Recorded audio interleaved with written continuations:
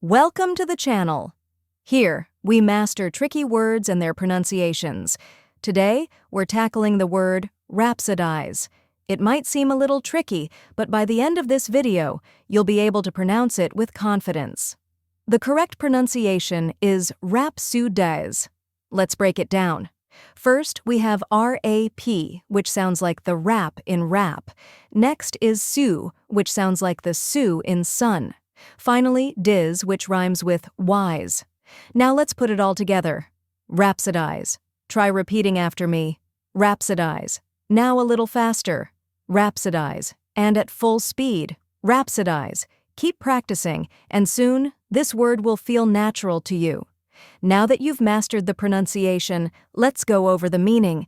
Rhapsodize means to speak or write about something with great enthusiasm or in an overly emotional way, often used when someone is passionately describing something they love. And that's it. Now you know how to pronounce rhapsodize and what it means. If you found this helpful, give this video a like and share it with others. Comment below with any tricky words you'd like me to cover next.